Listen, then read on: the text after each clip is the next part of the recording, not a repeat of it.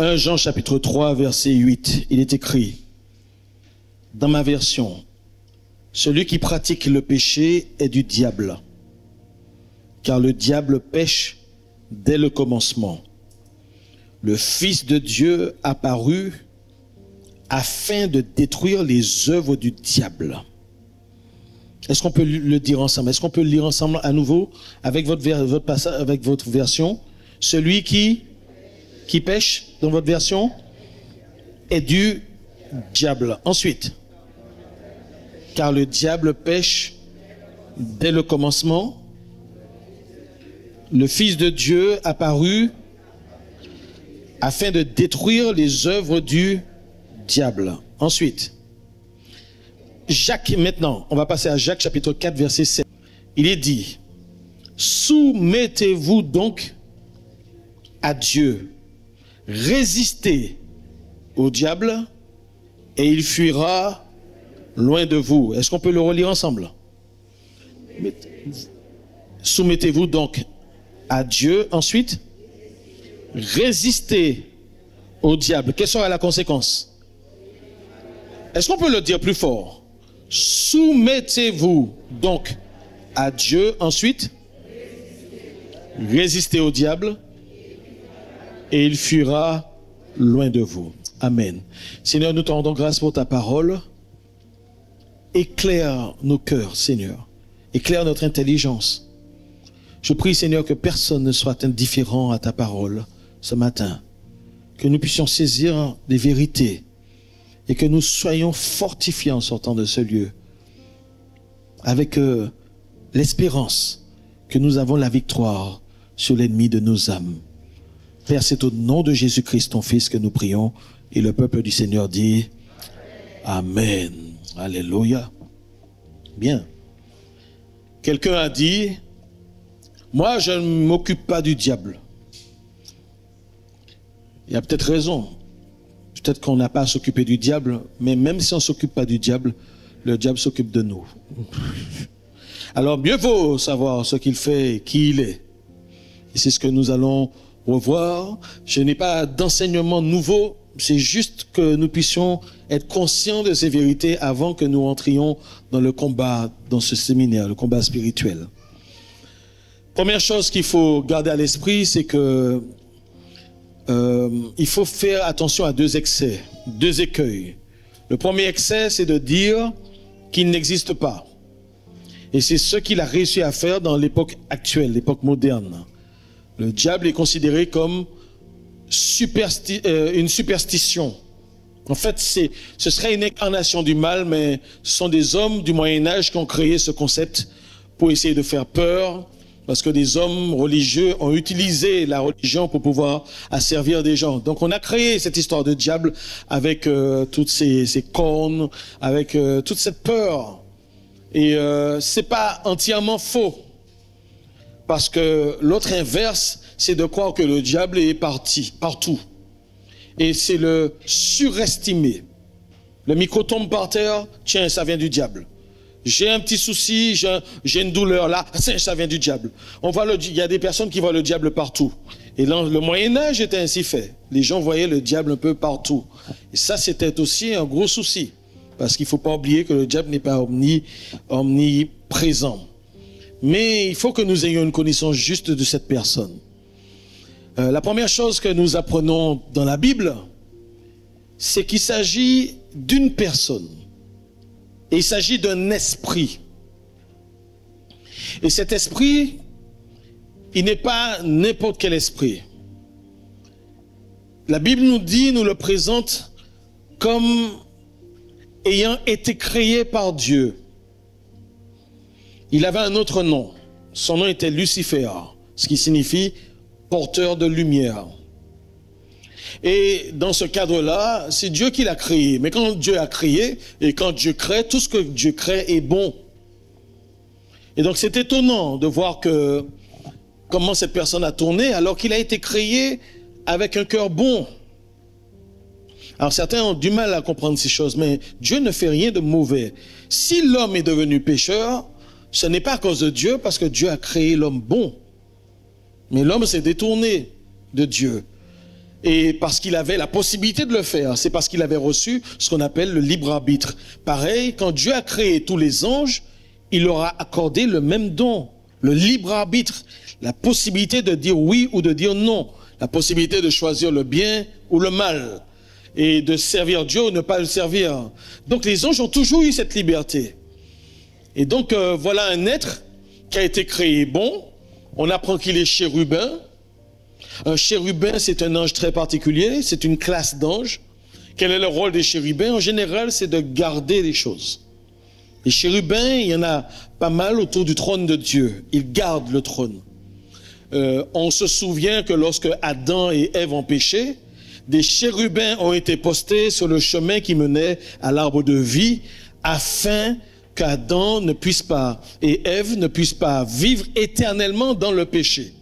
Donc des chérubins ont été postés avec une arme à la main afin de les empêcher d'avoir accès à cet arbre. On se rappelle aussi que des chérubins ont été brodés sur le voile qui sépare dans le temple le lieu saint du lieu très saint. Et donc ça signifie qu'ils gardent l'arche de l'alliance, ils gardent la présence de Dieu.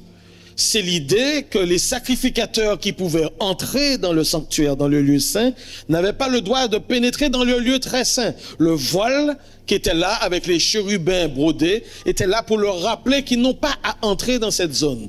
Une seule personne, une fois par année, le souverain sacrificateur en avait accès, mais la plupart des hommes n'avaient pas accès à ce lieu. Donc c'est cette idée-là. Et selon Ésaïe chapitre 14, mais aussi Ézéchiel chapitre 28, on a une description ici de Satan disant que tu étais en Éden. Quand le prophète, les deux prophètes vont apostropher le roi de Babylone, Ésaïe, et pour Ézéchiel, le roi de Tyr, eh ben en fait Ésaïe va dire, oui, mais tu étais un chérubin protecteur aux ailes déployées. Et on voit qu'il était au milieu de pierres précieuses. La Bible dit tu étais en Éden. Et il ne s'agit pas de l'Éden terrestre. Il s'agit d'un Éden qui était au ciel. En fait, ce passage nous ramène avant le commencement. D'ailleurs, tu étais en Éden avant le commencement, il est dit. Donc on a un Éden céleste qui est lié quelque part à l'Éden qui était terrestre. Et il avait ce rôle-là de garder un peu toutes ces pierres précieuses qui sont citées dans ce passage. Et on ne sait pas à quel moment cet ange, Lucifer, à quel moment l'orgueil s'est trouvé en lui. Et là, c'est un sujet de philosophie. Hein. L'origine du mal. Le mal n'est pas né sur terre avec Adam et Ève. Le mal est né dans le ciel, dans la présence même de Dieu. Dieu l'a créé bon. Nous savons qui a tenté Ève et Adam, mais nous ne savons pas comment Lucifer a été tenté. Un jour, Dieu va nous révéler ces choses. Mais en tout cas, il a été tenté, l'orgueil l'a saisi et il a projeté de faire un coup d'État. Bien sûr on sait qu'il était engagé dans l'adoration et peut-être même le responsable de l'adoration. Mais l'idée, c'est à quel moment comment a-t-il pu concevoir dans son cœur le désir de renverser Dieu le Père sur son trône? Tout ce qu'il voulait, c'est que toute l'armée des anges puisse l'adorer. Alors lorsque ce plan, ce complot s'est mis en place dans son esprit, il a fait quelque chose, c'est qu'il n'est pas allé tout seul, il a préparé le terrain. Et on sait qu'il a réussi à séduire un tiers des anges. On ne sait pas combien d'anges qu'il y a dans l'univers. Ils sont sans doute des milliards et des milliards. La Bible parle de myriades, de myriades, de myriades. C'est des milliards et des milliards. Maintenant, un tiers des anges ont décidé de le suivre. C'est terrible. Un tiers des anges ont décidé de se rebeller contre Dieu, le Très-Haut. Et ils ont suivi Lucifer.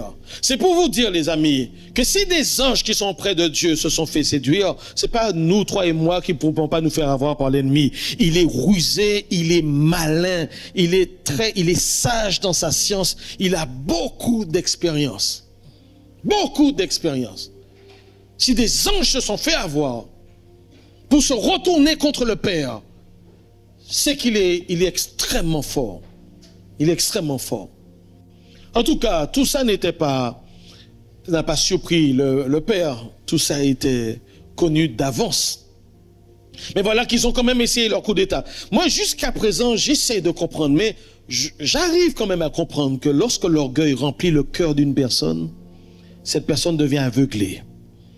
Quand une personne se pense la personne la plus importante sur la terre, cette personne commence à être aveuglée. Comment un être fini peut-il espérer vaincre un être infini? Comment une créature peut-elle espérer vaincre le Créateur? Comment une personne dont sa puissance, son pouvoir lui vient du Créateur, peut-il espérer vaincre quelqu'un qui a une puissance infinie? Comment une personne qui n'est pas omniprésente, qui est finie donc, peut-elle vaincre une personne qui est omniprésente et qui est partout à la fois et qui sait tout d'avance? Comment a-t-il pu imaginer que ce soit possible?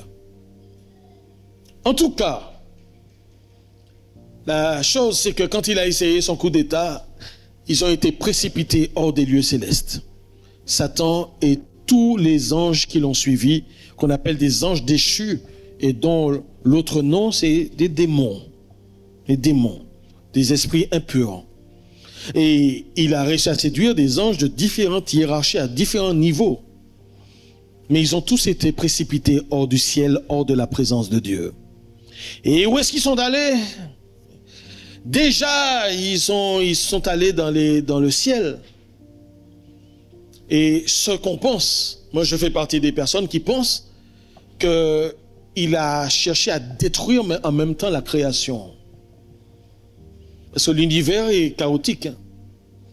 La Genèse commence en nous disant, au commencement, Dieu créa les cieux et la terre, que le Saint-Esprit, l'Esprit de Dieu planait au-dessus des eaux, et que la terre était informe et vide. Et la Bible parle d'un chaos, d'un tohu-bohu, de quelque chose qui n'a pas de forme et qui est ténébreux. Parce qu'il faut que Dieu appelle la lumière. Donc c'est quelque chose de ténébreux. Ma question c'est comment Dieu peut-il créer du chaos? Comment Dieu peut-il créer des ténèbres? Je n'y crois pas. La Bible dit tout ce que Dieu a créé est bon. Toutes les étapes des 6 jours de la création, chaque fois qu'il fait quelque chose, il dit que c'est bon. Donc il est possible que le premier verset, Dieu créa les cieux et la terre, c'est que tout a été fait. Et qu'ensuite, quand Satan était précipité avec ses démons, le pouvoir qu'ils ont, la puissance qu'ils ont leur a permis de créer du chaos dans l'univers. Et peut-être même que la terre a explosé et qu'elle s'est retrouvée dans un informe et vide. Ce lieu que Dieu avait projeté pour y mettre l'humanité. Et Dieu recommence le processus de création. Et Dieu dit que la lumière soit. Et Dieu commence à faire des séparations jusqu'à ce que le sec paraisse et que la vie puisse pulluler sur terre. Il est très possible que ce soit comme ça que ça soit passé. Sinon, comment expliquer les ténèbres? Est-ce que Dieu commence à créer des ténèbres et ensuite il fait les bonnes choses? Personnellement, je ne suis pas convaincu. Mais soit. Donc cet être avec ses démons sont arrivés sur terre. Et leur première action, c'était de séduire. De la même façon qu'il a réussi à séduire les anges, il a réussi à avoir la femme, puis l'homme. Et l'humanité est tombée à son tour dans sa déchéance. Est-ce que Dieu ne pouvait pas le détruire d'un coup? Qu'est-ce que vous en pensez? Est-ce que Dieu avait suffisamment de puissance pour le détruire d'un coup et qu'il n'existe plus? Est-ce que Dieu peut faire ça? Mais bien sûr. Alors pourquoi Dieu ne l'a pas fait? Parce que certains se disent, mais pourquoi Seigneur tu ne l'as pas arrêté tout de suite? Vu tout ce qu'il fait. Ben en fait, en réalité, selon la Bible, Dieu a besoin de lui. Dieu l'utilise à son insu. Dieu l'utilise à son insu. À cause de toi et moi. Pourquoi? Imaginons que tu sois une belle jeune fille dans cette salle. Et tu te dises, moi je veux me marier. Et tu te retrouves sur une île avec un type. Il y a un seul homme sur l'île. Il a un ventre comme ça. Il a des boutons partout, des ulcères partout. Quand il rit, il y a une dent sur 2. Et ce qui sort de sa bouche, c'est pire que les égouts. Mais il est seul. Et il te dit, chérie.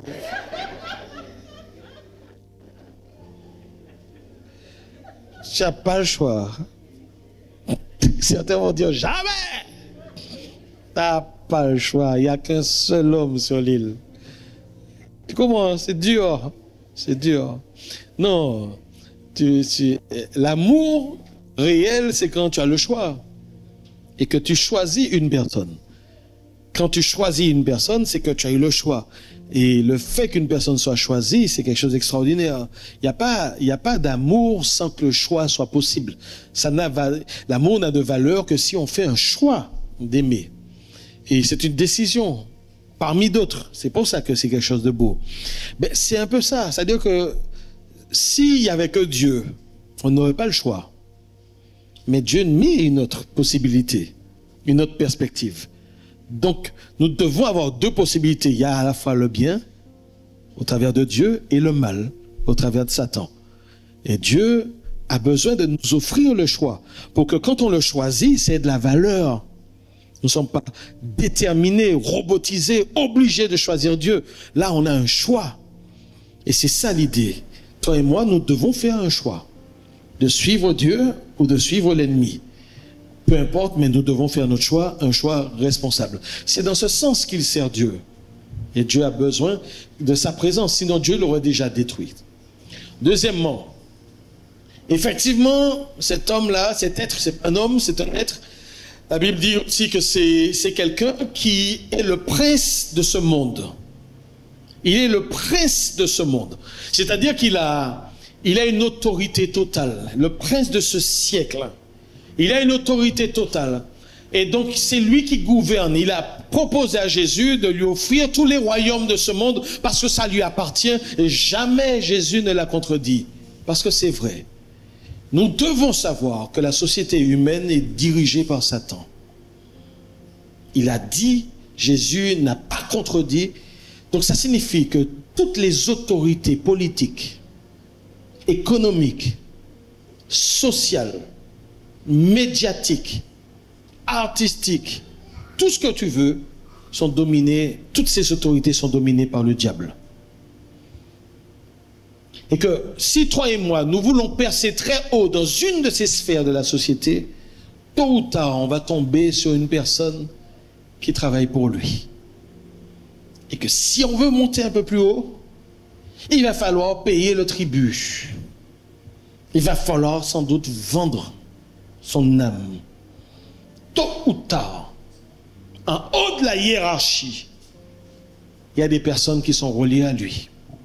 Et en haut de la hiérarchie religieuse aussi, puisque la Bible nous dit qu'il est aussi un ange de lumière. Donc sous les religions, sous toutes les religions, vous avez une autorité qui est sous l'autorité de Satan. Toute religion, tout groupe humain qui ne confesse pas Jésus-Christ comme Seigneur et Sauveur vient du diable. Donc c'est terrible. Honnêtement, mieux vaut être modeste dans sa vie et d'avoir son âme sauvée que d'avoir beaucoup d'argent et puis de périr en enfer et d'envoyer la malédiction sur toute sa postérité. C'est vrai ou c'est pas vrai?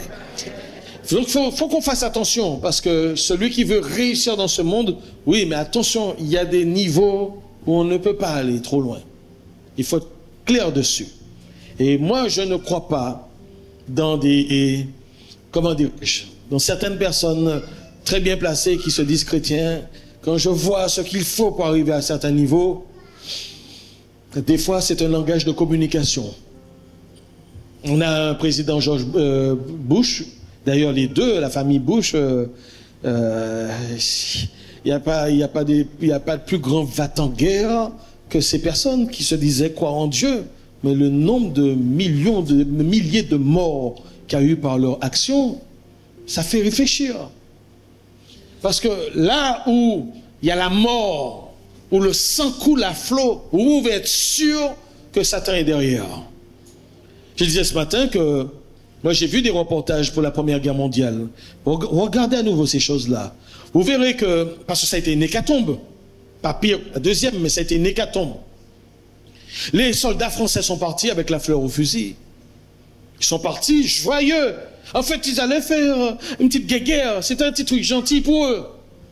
Et puis quand ils ont commencé à voir sur le front des têtes arrachées, des bras arrachés, ils ont commencé à crier, ils sont repartis, ils sont revenus traumatisés pour ceux qui sont revenus vivants. Parce que la guerre, c'est pas du jeu. Et Satan arrive à faire en sorte que des États puissent s'entre-attaquer, s'entretuer. Et lui, il n'est là que pour se réjouir de voir des morts de part et d'autre. Là où le sang coule, Satan est là, les amis.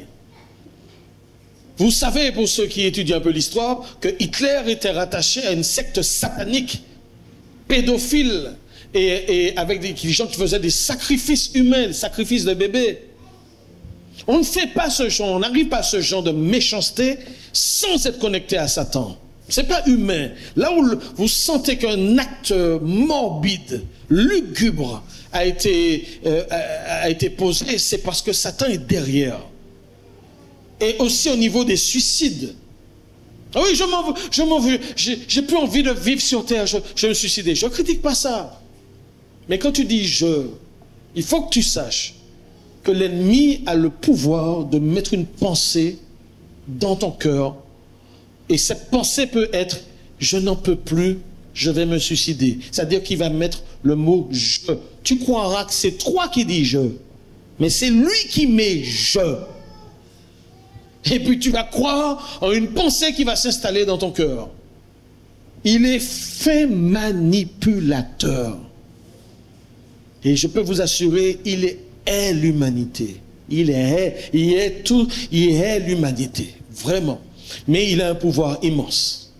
Et il ne faut pas le sous-estimer. Il ne faut pas le sous-estimer. Et il n'est pas seul parce qu'il est une armée et ils ne sont pas là pour jouer. Il y a des tout petits démons. Mais il y a aussi des mastodontes. Et si vous voyez, quand Daniel a prié, et que Daniel a intercédé, et que Dieu a envoyé la réponse, Dieu a envoyé un ange. Et le prince de Tyr a bloqué cet ange. C'est-à-dire qu'il n'était pas à la même dimension. L'ange qui a bloqué celui que Dieu avait dépêché pour Daniel était moins fort que l'ange déchu que Satan avait envoyé. Parce qu'il y a une hiérarchie démoniaque. Tous les démons n'ont pas la même puissance. Et il y a des démons puissants aussi qui ont suivi Satan, malheureusement. Je voudrais vous dire que même s'il n'est pas omniprésent et qu'il ne peut pas être partout à la fois comme Dieu, il peut compenser cela avec le nombre de démons qu'il a.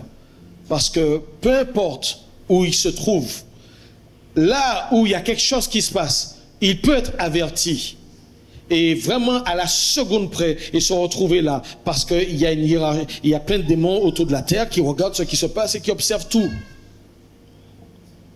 Donc il peut être informé et être opérationnel vraiment à n'importe quel moment. Donc il reste quelqu'un d'extrêmement dangereux. D'accord? Maintenant, même s'il est aussi puissant, et même s'il fait tout aujourd'hui pour ne pas se faire connaître, en tout cas ne pas se faire dévoiler, il y a une race de personnes. En fait, la Bible nous dit que Jésus est venu. Jésus est venu pour détruire les œuvres du diable. Jésus a paru, on l'a lu tout à l'heure, il a paru pour quoi faire? Pour détruire les œuvres du diable. Quand Abraham est arrivé, Satan n'était pas content. Et quand il a compris que Dieu, dès qu'Abraham a fait une alliance avec Dieu, là il n'était pas content. Et il a tout fait pour attaquer cette famille. Mais il n'a pas pu empêcher la lignée de se mettre en place. Abraham, Isaac, Jacob. Et au travers de Jacob, les 12 fils de Jacob, la tribu d'Israël. Et quand il a vu Moïse arriver, il a haï Moïse. Oh! Il a détesté Moïse de toutes les profondeurs de ses entrailles. Si bien que même quand Moïse est mort, Jude nous apprend qu'il a disputé le corps de Moïse avec l'ange Gabriel parce qu'il voulait déchiqueter ce corps. Alors que Moïse était déjà mort, il voulait récupérer ce corps tellement il a haï, il n'a pas pu faire ce qu'il voulait avec Moïse pendant que Moïse était vivant, mais il a essayé de récupérer son corps pour le saccager, tellement Moïse l'avait énervé, tellement Moïse l'avait embêté. Parce que Moïse avait fait une alliance avec le peuple. Et le peuple avait fait une alliance avec Dieu au travers de la médiation de Moïse. Il n'aime pas ça. Parce qu'il a un souci avec ceux qui sont en alliance avec Dieu. Et quand Jésus est paru, là, il a pris vraiment sa première grosse défaite quand il a cherché à tenter Jésus dans le désert. Je ne vais pas rentrer dans ces choses-là parce qu'on risque de toucher des choses de révélation. Ça peut casser la tête de certains. Mais de comprendre l'enjeu qu'il y avait là, c'est quelque chose de particulier. Parce que si Christ s'était laissé tenter, certains disent qu'il ne pouvait pas être tenté. Il ne pouvait pas être tenté. La Bible dit que Jésus a été tenté en toutes choses. Et il était venu comme un simple homme. Si Jésus avait obéi à une seule sollicitation de Satan, le trône même de Dieu était en jeu dans cette histoire. C'est quelque chose qui nous dépasse. Le trône même de Dieu était en jeu dans cette histoire. Il y a un moment clé là. Il y a quelque chose dans l'histoire, pas seulement de l'humanité, mais dans l'histoire cosmique qui était en place là. Mais Dieu a investi dans celui-ci, qui fait, comme Jésus, il a dit, voici mon bien-aimé, et qui fait toute ma volonté, toute ma joie. Et Jésus a dit, ma nourriture, c'est de faire la volonté de celui qui m'a envoyé. Tout, dans le jardin, à ce moment-là, ce passage sur terre a été très délicat. Jésus devait vivre une sainteté parfaite, parfaite, étant un agneau sans tache, sans ride. Rien d'imparfait en lui, qui était très important. Je ferme cette parenthèse parce qu'on risque d'aller trop loin pour comprendre un peu ce qui était en jeu dans cette histoire-là. Mais finalement, lorsque Jésus est mort sur la croix, la Bible nous explique que Jésus lui a infligé une défaite. On se dit, mais comment la mort de Jésus a pu être une défaite pour Satan? Ben oui, l'arme la plus puissante de Satan, ce n'est pas la force qu'il a en lui, c'est la puissance de l'accusation. Il pouvait se présenter devant Dieu et dire, tu vois Muriel là, eh bien elle a péché, tu dois l'envoyer en enfer parce que tu dois te tenir derrière ta parole. Tu n'es pas un Dieu menteur.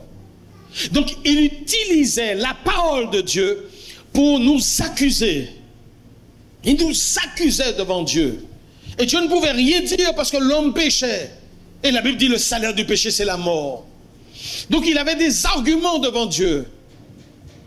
Et je me pose la question, toi et moi, aujourd'hui, est-ce que Satan peut venir devant Dieu et t'accuser devant Dieu? Est-ce que nos vies sont indemnes de péché pour que Satan n'ait rien à dire? Mais gloire soit rendue à Dieu. Parce que quand Jésus vient sur la croix, il dit le péché des péchés de Muriel, je les prends à mon compte. Père, je les prends à mon compte et la condamnation que mérite Muriel, je le prends, je meurs à sa place. Je prends son péché et je meurs. Père, la condamnation que je mérite, qu'elle mérite, le châtiment qu'elle mérite à cause de son péché, fais-le tomber sur moi. Et c'est ce qui s'est passé à la croix. Et donc, comme Jésus s'est saisi de nos péchés, il a pris à son compte nos péchés et il a pris aussi la punition que nous méritons et qu'il est mort, qu'il est même allé jusqu'en enfer. Alors Dieu ne peut plus nous repunir pour les mêmes péchés. Puisque Jésus a déjà pris son péché, cette condamnation sur lui. Et Satan ne peut plus venir nous accuser de ce péché. Non, c'est fini. Parce que Dieu lui dit, et s'il vient aujourd'hui, il dit, mais le péché de Muriel, Jésus l'a pris et il a payé pour ça. Tu ne peux plus l'accuser. Alléluia. Il a ôté la culpabilité de l'homme. Tous ceux qui sont en Christ, il n'y a aucune condamnation sur leur vie. Satan ne peut plus nous accuser. Il ne peut plus venir rapporter tous les péchés. Il ne peut plus venir se présenter devant Dieu et être l'accusateur des frères. Oui, il le fait pour les autres. Mais pour ceux qui sont en Christ, c'est terminé. Leurs péchés sont effacés. Et je le répète, et c'est très important, pas seulement les péchés qu'on a déjà commis, mais même les péchés que nous n'avons même pas encore commis. Parce que c'est les péchés de toute notre existence qui a été mis sur Jésus. Les péchés que tu vas commettre demain ont déjà été payés et ça a déjà été expié. Est-ce qu'on peut dire ensemble gloire à Dieu? Est-ce que tu peux dire ensemble gloire à Dieu? Est-ce qu'on peut dire ensemble merci Jésus? C'était ça la plus forte est l'arme la plus puissante. Et c'est pour ça que la Bible dit il a rendu cette arme caduque et oh zut, ça va m'en revenir. Mais il a, ça va m'en revenir, c'est pas grave. Mais voilà comment déjà il était désarmé. Donc Christ l'a vaincu déjà sur la croix. Et Christ a remporté une grande victoire pour chacun d'entre nous. Et la Bible nous dit que non seulement Christ a fait ça pour nous, mais le Seigneur Jésus a déployé sa puissance devant Satan. Il lui a dit, retire-toi de moi. Pour une première fois, un homme lui parlait comme ça, avec cette autorité. Il faut que tu saches que quand Christ manifeste sa puissance, il y a un verset que je dois retrouver dans l'Ancien Testament qui dit que c'est comme des coups de marteau que l'ennemi reçoit sur la tête. Ça a l'air de mots, mais dans le monde spirituel, c'est la puissance de Dieu qui s'abat sur l'adversaire. Il a dit, retire de moi. Vous savez, il n'a même pas la possibilité de réfléchir pour dire, est-ce que je résiste ou pas? C'est-à-dire que la parole le dégage. La puissance, l'autorité de Jésus le dégage. Il est obligé de partir. Il n'a même pas le choix. Il ne peut même pas résister à cet ordre. Magnifique. Et donc quand Christ marchait sur terre et qu'il rencontrait des démons, les démons tremblaient. À l'avance, ils étaient en train de trembler parce qu'ils savaient que c'était leur créateur, celui qui les a créés, qui leur a donné leur pouvoir. C'est leur créateur lui-même qui était à l'intérieur de Christ. Et donc ils flippaient, excusez-moi d'expression, mais ils flippaient leur marche, vous avez compris. Hein? Et quand Christ disait simplement un seul mot, la Bible dit qu'il les chassait de sa parole. Il avait une autorité sur lui. Et ça, c'était extraordinaire. Personne n'avait jamais vu ça. Et puis on entendait des cris. Et des démons criaient qui sortaient des gens. Oh Seigneur, c'était magnifique, extraordinaire. Oh, j'aurais voulu vivre ça, mais en fait, on le vit. Pourquoi? Parce qu'il y a quelque chose qui s'est passé. À un moment donné, Christ dit à ses 12 disciples, maintenant, allez de maison en maison. Prêchez la bonne nouvelle. Guérissez les malades. Chassez les démons. Et quand ils reviennent, ils ont du succès. Quelques jours plus tard, Jésus réunit 70. Et il leur dit maintenant, 70, j'aime beaucoup ça parce que ça ne veut pas dire que les 70 étaient toujours avec Jésus tout le temps comme les 12. Mais c'était quand même des disciples. Et quand ils sont revenus, ces 72, ils ont dit, Seigneur, les démons nous sont soumis. Et Jésus a dit, je voyais Satan tomber du ciel comme un éclair. J'aime ça, les amis. Vous savez pourquoi? Parce que quand toi et moi, nous recevons Jésus comme Seigneur et Sauveur, après avoir confessé nos péchés et donné nos vies au Seigneur, qu'est-ce qui se passe quand on donne sa vie au Seigneur Jésus? C'est-à-dire que Dieu nous met en Christ. Nous sommes en Christ. Mais Christ vient aussi en nous. Christ vient en nous. Ça signifie que quand tu as Christ en toi et que Satan te regarde, qu'est-ce qu'il voit? Aïe, aïe, aïe. Il voit pas seulement sur le plan matériel. Il voit ton visage, etc. Mais il voit celui qui a la puissance de lui casser la tête. Est-ce que vous comprenez ce que je veux dire? Il voit Christ en toi. Et quand il voit Christ en toi, il dit, mais... il passe ça avec vous faire. Et la question c'est, elle sait qu'il est là ou elle ne sait pas? Il sait. Est-ce qu'il sait qu'il est là ou il ne sait pas? Parce que c'est suivant ce que tu sais, ce que tu as compris.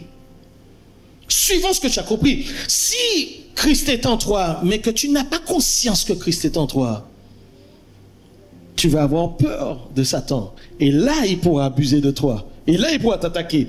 Mais s'il sait qu'il a affaire à un frère qui sait que Christ est en lui, et il sait que celui qui est en lui est plus fort que celui qui est dans le monde. Avec ce genre de chrétien-là, Satan dit pas moi. Hein? Ce genre de chrétien-là, pas moi. Ceux qui sont ignorants, ils peuvent agir. Mais ceux qui savent qu'ils sont en Christ, pas moi. Ce genre de chrétien-là, il sait que si jamais ce chrétien-là s'énerve. Écoutez, hier soir, j'étais ici. J'ai passé toute l'après-midi, la soirée ici, et j'ai prié. Et à un moment donné, quand j'étais en prière dans la salle, j'ai senti tout mon corps, comment dire, c'était électrostatique, hein, c'est mes poils qui se hérissaient. Et est-ce que tu sais ce que ça signifie quand ça? Ça t'est déjà arrivé? Mais tu vas dans certains lieux et puis tu sens une présence. J'étais là, j'allais commencer, je commençais à prier et puis j'ai senti ça. Et quand j'ai senti ça, j'ai fait, je suis content. C'est-à-dire qu'il y a un début de peur qui s'installait, mon corps réagissait, mais mon esprit était carré. Et je me suis arrêté 2 secondes. Et j'ai fait, écoute, hein. Et j'ai dit, Satan, je vais te rappeler une chose. J'ai dit, je vais te rappeler une chose. Tu as été vaincu sur la croix. J'appartiens à Jésus. J'ai plus exactement tous les mots, mais c'est une déclaration formelle, une confession. Écoute-moi bien. J'avais envie de lui dire, mais je n'ai pas fait, parce que la Bible nous dit de ne pas insulter les gloires, de ne pas injurier. Parce que je voulais lui dire, en fait, je voulais leur dire, parce que c'est pas forcément Satan lui-même, ça peut être des démons, peu importe. Mais je voulais leur dire que je compte jusqu'à 3. Parce qu'il ne faut pas m'énerver. Faut pas m'énerver. Parce que quand tu m'attaques, tu m'obliges à sortir de mes gonds. Tu comprends? Tu m'obliges à rentrer dans l'esprit. Tu m'obliges à me fâcher. Et si je me fâche, je commence à envoyer au nom de Jésus, qu'est-ce qu'on fait? Tu comprends? Ne m'énerve pas. Il ne faut pas m'énerver. Mais je ne l'ai pas dit parce que la façon de parler, on ne fait pas gauche sur des démons quand même. Dieu ne nous a pas appelés à faire ça. Mais j'ai simplement confessé. J'ai dit au nom de Jésus, écoute-moi bien. J'appartiens à Jésus. Et il habite en moi. Celui qui est en moi est plus fort que vous. Alors je vous dis une chose, au nom de Jésus, vous sortez de ces lieux maintenant. Vous sortez de ces lieux maintenant. Et je n'ai pas insisté parce que ça n'a pas duré longtemps. Mais ça a commencé avec une sorte de peur. Une sorte de truc qui s'est installé. Je dis, mais qu'est-ce qui se passe là? Priez, mais c'est pas content. Amen. Dis à ton voisin pour moi, celui qui est en toi est plus fort que celui qui est dans le monde. Dis ça pour moi. Dis-lui ça pour moi. Dis ça à l'autre voisin. Dis ça pour moi. Celui qui est en toi. Amen. Amen. Tu confesses la parole de Dieu. Amen. Alléluia. Et c'est pour ça. Il sait qui il peut attaquer. Écoute-moi bien, c'est merveilleux. Parce que effectivement, ces démons-là, ils ont un certain pouvoir, une certaine puissance. Mais s'il y a une race de personnes qui ne le supportent pas, il y a les Israélites d'abord, mais ils ne sont pas encore tous rentrés comme il le faut dans la foi. Mais les chrétiens sont haïs de l'ennemi. Parce que les chrétiens, c'est le seul groupe de personnes que tu ne peux pas attaquer. Ou ne peut pas faire diable, ou ne peut pas faire sorcellerie en l'œil. Quand fait toutes sortes d'ikembois, ça ne les touche pas. Pour ceux qui marchent dans la sainteté, ça ne les touche pas. Il n'a pas de pouvoir sur nous. Il n'a pas d'autorité sur nous. Oui, il nous attaque, mais il n'a pas d'autorité. Et je vais expliquer pourquoi il nous attaque dans quelques instants. Mais la Bible dit une chose. C'est ça que j'étais en train de dire. Quand tu prends position, il y a quelque chose qui se passe. Si tu te mets à courir, à avoir peur de Satan, là, il y a un souci. Ça signifie que tu sais des choses bibliquement, mais tu ne les vis pas intérieurement.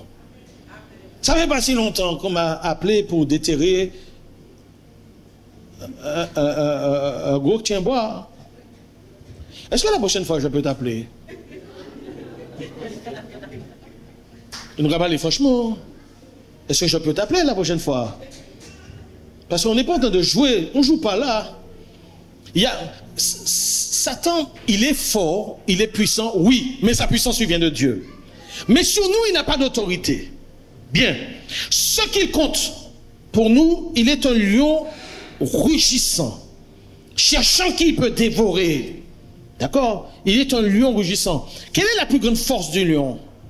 C'est qu'il sait paralyser sa proie par la peur.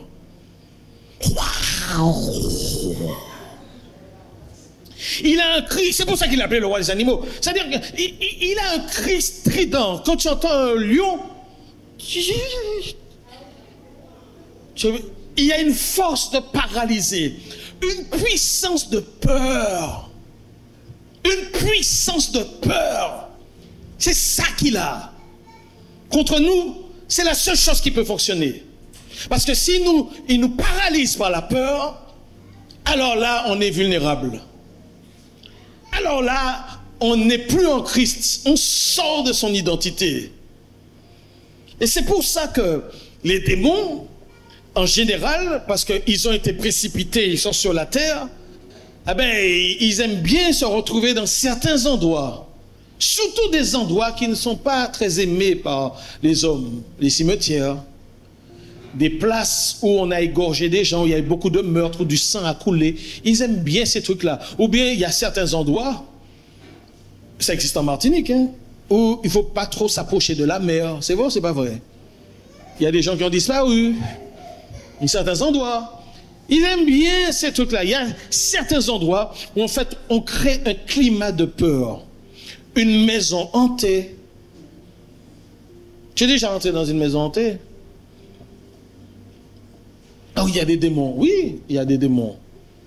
Mais celui qui est en nous est plus fort. Maintenant, Dieu ne m'a pas donné un travail de Ghostbuster. Le travail des chrétiens, ce n'est pas de chercher des démons partout. Ce n'est pas d'aller chercher. Où est-ce qu'ils sont? Oh non, Jésus, pas. Où est-ce qu'ils sont? Oh non, pas. C'est pas ça la vie chrétienne. Non, c'est pas ça la vie chrétienne. Non, Jésus ne faisait pas ça. Ce sont les démons qui se retrouvent sur ton chemin que tu dis, bon passé. C'est pas ça qu'on a chanté l'autre jour là? Bon passé. Franchement, tu dégages ceux qui sont devant toi sur ta route, c'est tout. Mais tu fais ce que Dieu t'a demandé de faire. Mais notre travail, ce n'est pas de chercher et de chasser des démons. C'est pas notre travail. Mais nous devons savoir que nous avons autorité sur eux. Et nous avons la puissance. Parce qu'en fait, si Jésus est venu, et je veux le répéter, si Jésus est apparu pour détruire les œuvres du diable, et est-ce qu'il l'a fait? Est-ce que Jésus l'a fait dans la Bible? Aïe, aïe, aïe, vous n'êtes pas là. Est-ce que Jésus est apparu vraiment pour détruire les œuvres du diable? Et est-ce que Jésus est en nous? Jésus n'a pas changé. Il est toujours là pour détruire les œuvres du diable. Il est en toi, mais il peut détruire les œuvres du diable. Si je veux te dire une chose, c'est que ce n'est pas des pasteurs qui sont spécialisés dans ça. C'est Jésus qui est spécialisé dans ça. Et si Jésus est en toi, alors tu peux le faire. Aïe, aïe, aïe. Je peux comprendre que des chrétiens qui ont un an de conversion, 2 ans, ok, mais bon, tu as passé 3 ans, 4 ans, 5 ans et plus, il faut arrêter. Il faut arrêter ça. Tu as ça. Tu as tout ce qu'il faut. Tu as tout ce qu'il faut. Il n'y a pas de formule magique. Il n'y a pas de formule, il n'y a pas de mots bien précis. Il n'y a pas de technique. Il y a simplement être sûr que Jésus habite en nous. Il y a simplement être sûr qu'on a une relation avec Jésus. Et ne pas faire comme les fils de Séva qui sont allés au nom de Jésus que Paul prêche. Non, non, non, non, non, non, non, non. La question c'est, si j'ai une relation avec Jésus, j'ai même pas besoin de réfléchir parce que lui-même va réagir à l'intérieur de moi et me donner l'autorité pour chasser ces démons. Alléluia. Mais en réalité, voilà quelque chose de paradoxal. C'est-à-dire qu'ils sont puissants, mais ils ont peur des chrétiens. Ils ont peur de ceux qui sont en relation avec Jésus. Et ils ont raison. Ils veulent juste savoir si c'est des chrétiens qui ont compris ou qui n'ont pas compris. Mais ceux qui ont compris, ils préfèrent s'éloigner. Honnêtement, ils préfèrent s'éloigner. Alors, écoute-moi bien. Je veux te rappeler une chose. Premièrement, il n'est pas un ennemi pour Dieu. Il n'est pas un ennemi pour Dieu. Il est un ennemi pour toi et moi. Mais il n'est pas un ennemi pour Dieu. Il sait une chose, c'est que son temps est compté. Dieu ne reprend ni de ses dons ni de son appel, ne se reprend ni de ses dons ni de son appel. Donc Dieu n'a pas, même quand Satan a été chassé, Dieu n'a pas repris sa puissance ni son intelligence. Certes. Mais Dieu a fixé un jour où tout ça va terminer. Où l'enfer a été préparé pour Satan et ses démons. L'enfer a été préparé pour Satan et ses démons. Donc Satan sait que ses jours sont comptés. Et tout ce qu'il veut, c'est d'amener le maximum d'âmes avec lui en enfer. C'est pour ça qu'il est là. Il faut que le sang coule partout. Et des gens meurent sans Christ. C'est ça, c'est son seul travail. C'est tout ce qu'il veut faire. Et comment peut-il attaquer l'Église? Pas de façon frontale. Il ne peut rien faire comme l'Église quand l'Église est ensemble et fortifiée. Non, il ne peut rien faire. Mais par contre, il agit comme ce lion. Et il va essayer de détourner. Dans l'histoire de l'Église, quand Satan voulait détruire l'Église, il y a des périodes où la persécution a été violente. On a brûlé des Bibles, on a tué des gens, on les a brûlés sur des bûchers. C'était terrible. L'Église est déjà passée par des choses très compliquées, des persécutions. Mais quand à un moment donné, il voit qu'il ne peut plus rien faire dans ce domaine parce que le sang des martyrs est une semence des chrétiens. Plus tu tues des chrétiens, plus ils se multiplient. Plus tu tues des chrétiens, plus ils se multiplient. Plus tu persécutes des chrétiens, plus ils se multiplient. Et quand Satan avait vu ça dans l'histoire, il a changé son fusil d'épaule. Il a fallu attaquer l'Église par la doctrine. Les gens ont commencé à prêcher des choses qui ne sont pas dans la Bible. Et vous avez vu, les églises qui se sont éloignées de la parole de Dieu n'ont plus de puissance. Et même Satan a pris le contrôle. Mais ça, c'est valable pour des églises indépendantes évangéliques. Dès le moment que le prédicateur commence à dire des choses qui ne sont plus dans la Bible, le Saint-Esprit est attristé. Et Satan peut prendre le contrôle. Donc par la doctrine, c'est pour ça que garder la parole de Dieu et lire surtout la parole de Dieu, plus que les prédications des pasteurs et des serviteurs, mais lire la Bible, écouter la Bible, ça c'est la chose la plus importante pour un enfant de Dieu. Très important, écouter la Bible, je le répète, lire la Bible régulièrement, écouter la parole de Dieu. Il n'y a que ça qui fait grandir. Et c'est ça qui peut nous garder. Parce que la parole de Dieu a créé l'univers. Et la parole de Dieu, c'est ce qui nous permet de faire des miracles. C'est sur la parole de Dieu que Pierre a marché. C'est sur la parole de Dieu que les prophètes ont fait des choses. C'est sur sa parole. Donc on doit apprendre à écouter, à lire la parole de Dieu pour la reconnaître quand Dieu va nous parler directement. D'accord? Et Satan veut faire tout pour empêcher l'Église de suivre la saine doctrine. Et quand on commence à avoir des pratiques qui sont hors de la Bible, eh ben c'est fini, il a gagné son combat. Il gagne. Il peut avoir des foules comme ça. D'accord? Donc nous devons faire attention à ça. L'autorité finale dans l'Église, ce n'est pas le pasteur. C'est la parole de Dieu. C'est la Bible. Jésus est le chef de l'Église, mais c'est la Bible qui doit être enseignée et rien d'autre. Autre chose encore. Donc l'ennemi sait ça. Et nous, chrétiens, nous devons veiller sur le fait que non seulement nous suivons la parole, mais nous venons veiller sur le fait, la Bible dit, résistez-lui avec une foi ferme. Confessons notre identité. Rappelons-lui que son avenir est scellé. Rappelons-lui, ne jamais oublier, que lui ne pourra plus se repentir. C'est pour ça qu'il nous déteste comme ça. Et il sait qu'on est prévu pour un bonheur éternel. Ça, c'est extraordinaire. C'est vrai ou c'est pas vrai? Alors, nous ne devons pas avoir peur. Petits enfants, comme dit l'apôtre Jean, n'ayons pas peur de lui. Ne le sous-estimons pas. Parce qu'il a peur de l'autorité que nous pouvons déployer lorsque nous pouvons prier contre lui. Mais ne le sous-estimons pas non plus. Parce qu'il sait comment, il peut mettre des pensées dans le cœur d'une personne. Et il sait nous détourner de Dieu. Il sait faire en sorte que nous nous mettions à douter de Dieu. L'autre vérité que je voudrais que vous n'oubliez jamais, enfant de Dieu. Et je voudrais que si vous pouvez garder ça. Je l'ai dit, ça fait pas si longtemps, mais je veux le répéter. Pour que Satan attaque un enfant de Dieu, il faut qu'il demande l'autorisation à Dieu. Et ça doit nous rassurer. Satan m'a attaqué, c'est comme Satan t'a attaqué. S'il t'a attaqué, c'est parce qu'il a eu autorisation, parce qu'il a demandé l'autorisation. Ah bon? Mais comment Dieu va permettre que Satan m'attaque? Ben oui. Tu n'as pas lu le livre de Job, toi. Tu n'as pas lu le livre de Job. Des fois, Dieu voit qu'il y a des choses dans nos cœurs qui sont plus importantes que lui. Et Dieu va permettre que nous soyons touchés exactement là où ça fait mal. Ce n'est pas Dieu qui va nous faire du mal directement, mais il va laisser l'ennemi. Oui, parce que l'ennemi vient et puis il dit, tu sais, je reviens sur une Muriel, hein, il n'y a pas de Muriel dans la salle. Et je vise pas une Muriel en particulier. Mais il dit, mais tu sais, Dieu, si tu lui enlèves ça, elle va te maudire. Hein? Si tu enlèves la santé, tu ne crois pas qu'elle va t'abandonner? Si tu lui enlèves le travail, tu ne crois pas qu'elle va t'abandonner? Si tu lui enlèves son conjoint, tu ne crois pas qu'elle va t'abandonner? Si tu enlèves son enfant et tu mets tes enfants dans la drogue, tu ne crois pas qu'elle va t'abandonner? Et Dieu dit, ah ben vas-y, fais-le, mais non, ne touche pas à sa vie. C'est-à-dire que non seulement Dieu va lui permettre, mais Dieu va fixer la limite de l'attaque. Tu dis, ah ouais, ben oui, mais Dieu permet ça. Parce qu'il veut nous amener à pouvoir dire, l'Éternel a donné, l'Éternel a repris, Que le nom de l'Éternel soit béni. Je le rappelle, ce n'est pas parce qu'on passe par des moments difficiles que Dieu nous a abandonnés.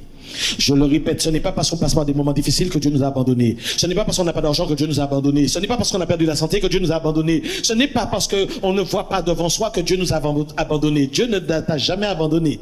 Dieu veut simplement que tu apprennes à t'accrocher à lui, même si tu ne vois rien avec tes yeux, mais que tu restes accroché à lui et que tu le répètes. L'Éternel a donné, l'Éternel a repris. Que le nom de l'Éternel soit béni. Nous ne sommes pas avec Dieu parce qu'il nous bénit. Nous sommes avec Dieu parce que nous l'aimons. Parce que nous avons vu qu'il nous a aimés avant que nous l'aimions et qu'il a donné la vie de son fils pour nous et qu'il nous a prévu pour quelque chose d'éternel mais de glorieux.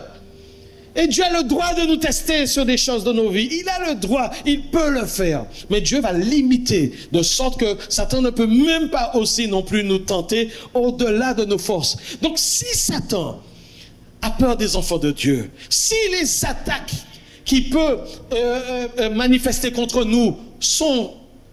Il doit d'abord demander autorisation à Dieu. C'est-à-dire que Dieu est au contrôle de tout. Et donc on n'a pas de problème, les amis. On n'a pas de problème.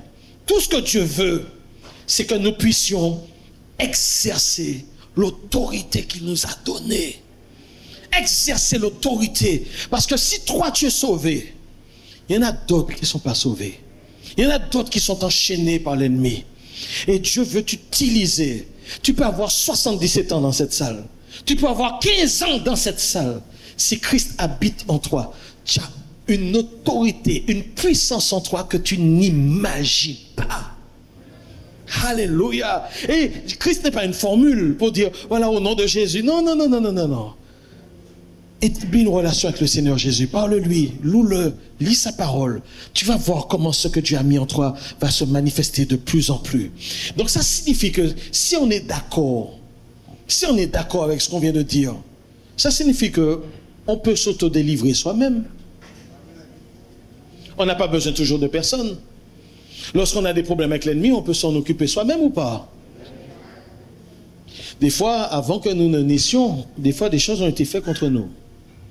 Des fois, avant que nous donnions nos vies au Seigneur, nous avons ouvert des portes sur nos vies.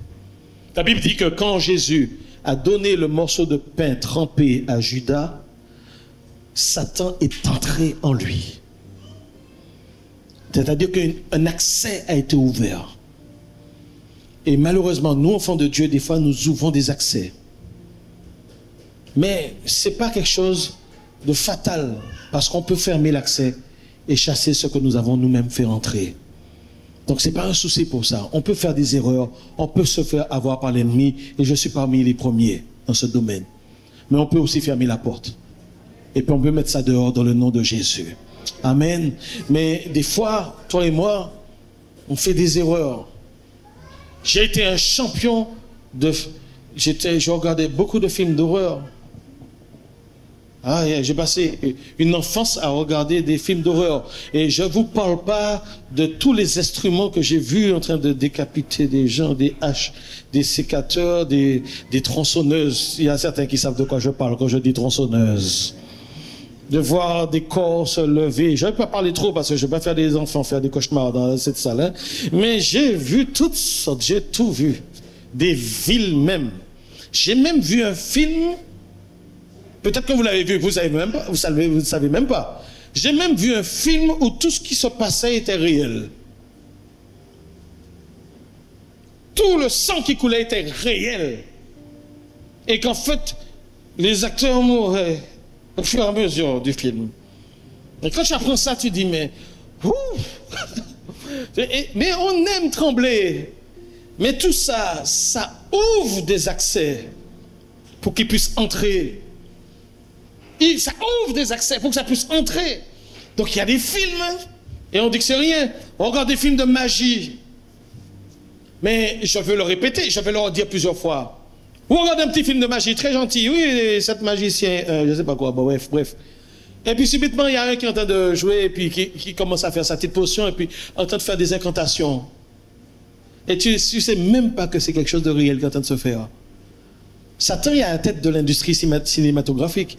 Et que ce sont des vraies paroles de malédiction et de sorcellerie qui sont en train d'être prononcées sur toi pendant que tu es en train de regarder le film. Et puis tu sors de ce film et puis tu es lié. Il y a quelque chose qui est entré à l'intérieur. Dès que tu entends des paroles, des trucs, on tire le son tout, déjà, il ne faut même pas regarder. Mais si jamais tu t'es fait avoir parce que tu regardes une série, je sais pas quoi, tu coupes le son tout de suite. Parce que ces paroles-là suffisent pour te lier. Il y a des morceaux de musique, des morceaux de rap, des morceaux de rock, il y a des morceaux de musique aujourd'hui qui peuvent te mettre... On a fait un reportage sur des gangsters à New York et les types écoutent du rap, mais... Et puis ils écoutent, et puis nous, notre jeunesse, on écoute ça, on ne comprend même pas l'anglais, et puis on chante chat, gun, tout bail,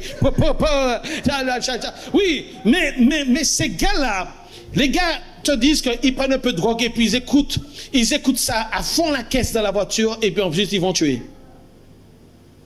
C'est-à-dire que les démons entrent, des démons de meurtre, des démons de prostitution, des démons de toutes sortes, et ça en claque. Et nous on écoute ça. Je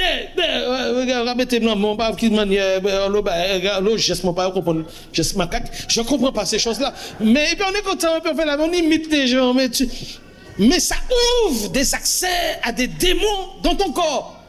Et après tu comprends pas que quand papa et maman te reprennent à la maison, et puis tu es là, mais qu'est-ce qui m'est arrivé? Pourquoi je n'ai pas le contrôle sur mes colères? Tu n'as pas le contrôle sur tes colères parce que tu as ouvert des accès. Mais j'ai une bonne nouvelle. Tout ça parti dans le nom de Jésus. Il faut simplement faire une chose. Demander pardon à Dieu. Se repentir de ses péchés. Et puis il dit, bon, ça suffit maintenant. Jésus a dit, il n'a rien en moi. Et tu vas dire, moi aussi. Je ne veux qu'il n'y ait rien de l'ennemi en moi. Mon corps est le temple du Saint-Esprit. On peut se lever? On peut mettre ça dehors? On peut mettre ça dehors? Amen. Alléluia. Alléluia. Nous allons mettre ça dehors. Alléluia. Oh Seigneur.